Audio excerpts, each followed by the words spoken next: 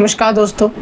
अगर आपने इस वीडियो के ऊपर क्लिक किया है तो मैं चाहूँगा कि प्लीज़ प्लीज़ प्लीज़ आप इस वीडियो को पूरा देख के जाएं, क्योंकि इस वीडियो के टॉपिक की ही तरह मैं इस वीडियो में इंडिया की कुछ ऐसी चीज़ों के बारे में बात करने वाला हूँ जिससे हमें ये पता लगेगा कि भारत की इकोनॉमी चाहे 4 ट्रिलियन जाए चाहे 6 ट्रिलियन जाए, लेकिन लोगों की जो इनकम है ना वो नहीं बढ़ रही है, बल्कि लोगों के ऊपर खर्चे और भी ज़्यादा दुगने होते चले जा रहे हैं।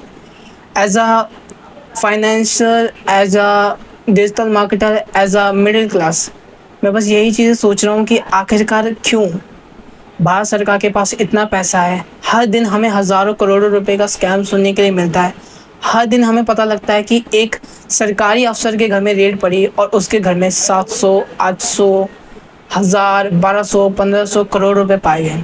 लेकिन वही हमें ये पता लगता है कि इंडिया के अंदर एक आम आदमी की जो कमाई है वो 8,000 रुपये से भी कम की है। और मज़े की बात यह है कि उसके घर में बहुत ज़्यादा बड़ा परिवार भी नहीं है, एक बीवी, एक बच्चा और वो खुद। लेकिन उसके बावजूद भी वो ना अपने बच्चों को पढ़ा पा रहा है, ना ही अपने घर खरीद पा रहा है, ना ही अपने घर के अंदर उसकी जो बीमार पत्नी है और वो खुद बीमार है, उनकी दवाइयों का खर्च भी वो नहीं उठा पा रहा है। अब ऐसे में हमें ये पता लगे कि इंडिया के अंदर बीजेपी सरकार चीज़ों पे इतना ज़्यादा इन्फ्लेशन यानी इतनी ज़्यादा महंगाई बढ़ा दे रही है कि एक आम इंसान मर रहा है। और मज़े की बात ये है कि एक आम इंसान मर जाने के बाद अगर मान लीजिए उसे टर्म इंश्योरेंस लेना है, जिसके तहत अगर वो मर जाता है तो उसके परिवार को पैसा मिलेगा, वो तक लेने में उसे बहुत ज़्यादा तकलीफ़ हो रही है। यही बात आती है हेल्थ इंश्योरेंस की, कि हेल्थ इंश्योरेंस एक आम इंसान को आसानी से मिल पा रहा है, और जवाब है नहीं। इंसान को हेल्थ इंश्योरेंस लेने के लिए भी बहुत ज़्यादा दिक्कत हो रही है। अब ऐसे में एक आम इंसान कहाँ जाएगा, आखिर कैसे वो अपना परिवार चलाएगा, ये सबसे बड़ा सवाल मेरे मन में आता है। लेकिन इसका मेरे को अभी तक कोई भी जवाब नहीं मिल पाया। अब ऐसे में अगर मैं आपको ये कहूँ कि आप अगर 12 घंटे की नौकरी करते हैं तो आप 2-3 घंटे कहीं और काम कीजिए, मेरे हिसाब से तो भाई ये वैल्यू फॉर टाइम नहीं है, ना वैल्यू फॉर चीज़ें हैं, ना वैल्यू फॉर मनी, कुछ भी नहीं है भाई। अगर आप 12 घंटे काम करने के बावजूद भी दिन के 600 रुपये कमा रहे हो और 2-3 घंटा काम करने के बाद एक्स्ट्रा 50-100 रुपये कमा रहे हो, तो मतलब फिर कोई मतलब ही नहीं रहा यार। उतने में ही आपको घर चलाना है, उतने में ही आपको चीज़ें करनी है। अब इंडिया के अंदर प्राइवेट स्कूलों की फ़ीस जानेंगे कितनी है? 3rd क्लास के बच्चे की साल की फ़ीस है 5 लाख रुपए। और ये कोई झूठ नहीं है, आपके स्क्रीन के सामने रिपोर्ट भी मैं डाल दूंगा। एक 2nd क्लास के और एक नर्सरी क्लास के बच्चे की साल की फीस है 1 लाख, 1.5 लाख या फिर 2 लाख। ये पूरी चीज़ का मैं आपके सामने पिक्चर रखूँगा ताकि आपको मेरी बात झूठ ना लगे। और मज़े की बात यह है कि मैं एक आपके सामने एक वीडियो क्लिप भी चलाता हूँ जिसके अंदर एक प्राइवेट स्कूल ने अपने स्कूल के बाहर बाउंसर्स लगा रखे हैं। आईडी निकालो बेटा, आईडी मना करेंगे तो वापस आ जाओ, यदि ऊपर चल जाएगा, मना करेंगे तो वापस आ जाओ।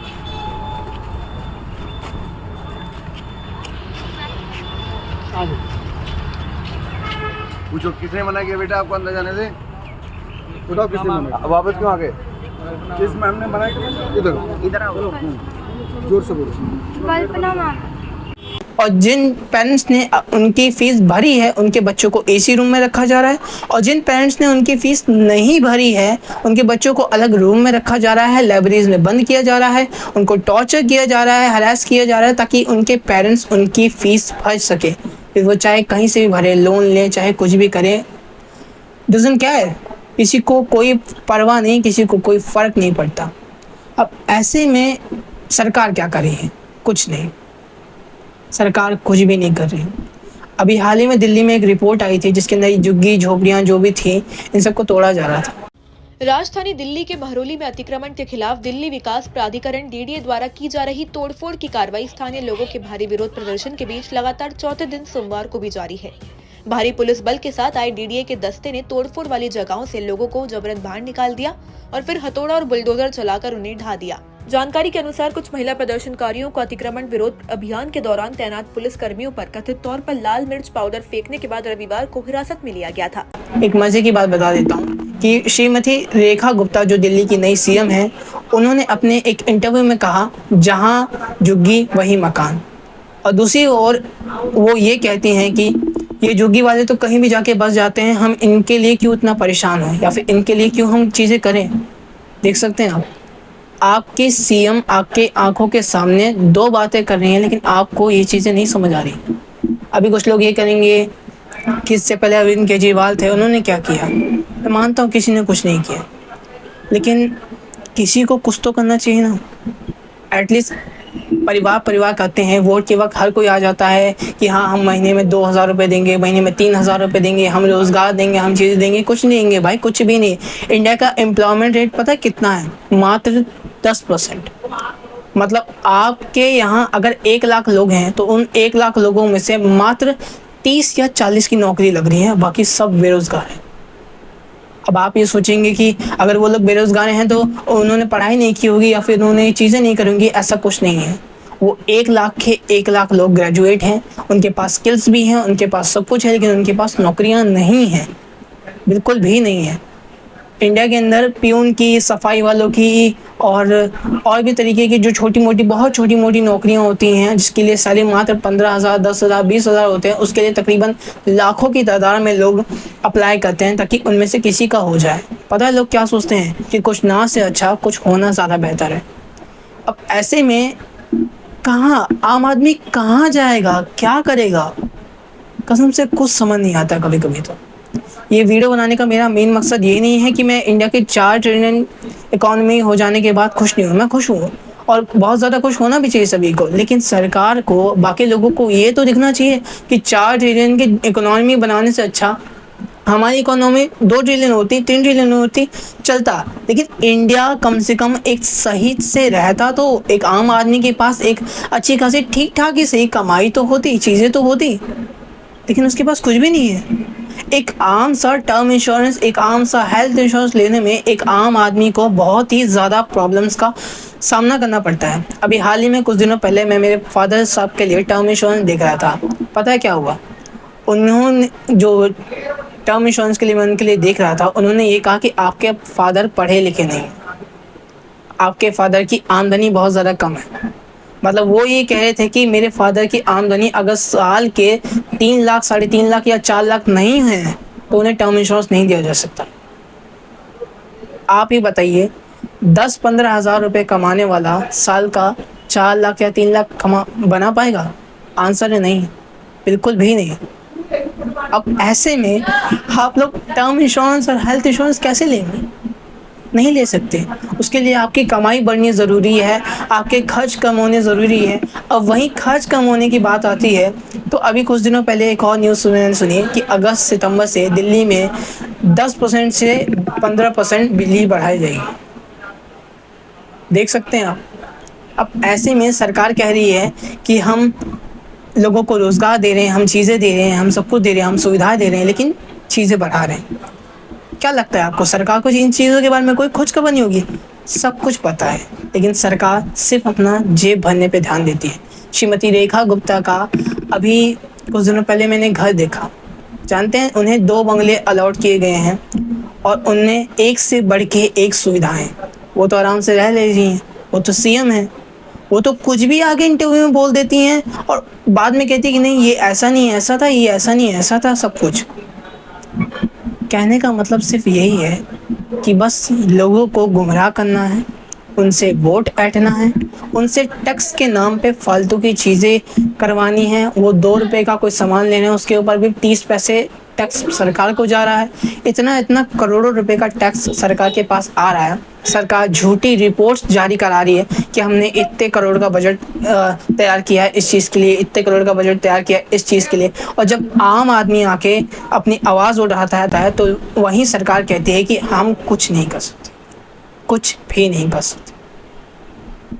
ये वीडियो बनाने का मेरा मेन मोटिव ये नहीं है कि मैं सरकार की कमियां या फिर खामियां गिना रहा हूँ।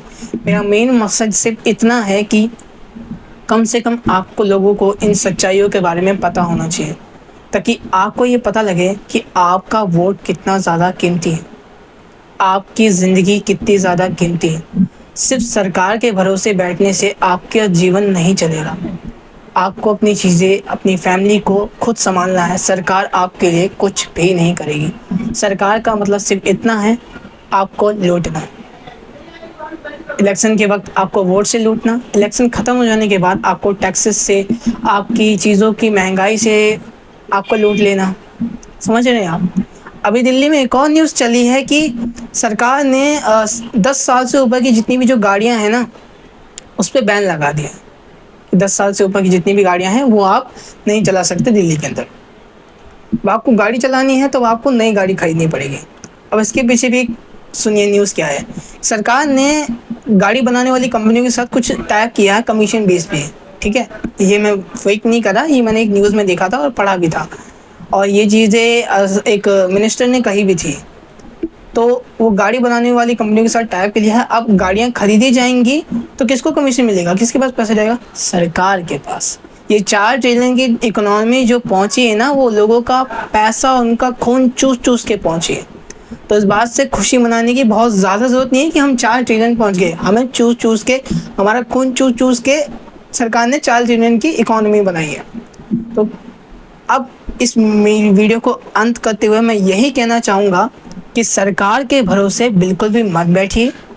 अगर आप लोगों को अपनी फैमिली को चलाना है तो प्रयास कीजिए, अपने ऊपर पैसा खर्च कीजिए, थोड़ा ही कर सकते हैं अपनी एजुकेशन के ऊपर। आप जिस भी एज में हैं, अगर आपको लगता है कि ये चीज़ सीखने के बाद मुझे इससे ज़्यादा अच्छी तनख्वाह मिल सकती है, तो प्लीज़ मेरा सजेशन यही है कि आप उस चीज़ को सीखिए। आप ज़्यादा से ज़्यादा कमाने की कोशिश कीजिए, ज़्यादा से ज़्यादा इनकम सोर्स बनाने की कोशिश कीजिए।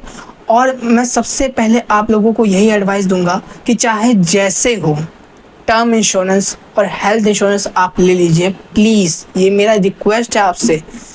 एज अ मिडिल क्लास मैं टर्म इंश्योरेंस ले चुका हूँ और बहुत जल्दी हेल्थ इंश्योरेंस भी ले ही लूँगा, ताकि मेरे बाद मेरी फैमिली सिक्योर हो जाए और मेरे रहने तक भी मेरी फैमिली सिक्योर हो जाए। प्लीज़ टर्म इंश्योरेंस तो ज़रूर ले लीजिएगा। भले हेल्थ इंश्योरेंस में आपको शायद दिक्कत आ सकती है, लेकिन टर्म इंश्योरेंस आपको जल्दी मिल सकता है अगर आपकी एज कम है और आप ठीक ठाक पढ़े लिखे हैं। लाइक आप 10वीं 12वीं पास है तो आपको आराम से टर्म इंश्योरेंस मिल जाएगा। अगर आपको ये न्यूज़ पसंद आई हो, आपको ये वीडियो पसंद आई हो और आप कहीं भी इतनी सी भी जगह मेरी बात से सहमत हैं, तो प्लीज़ चैनल को सब्सक्राइब करके जाइएगा और सोचिएगा इस बारे में कि कैसे आप इंडिया में जी सकते हैं।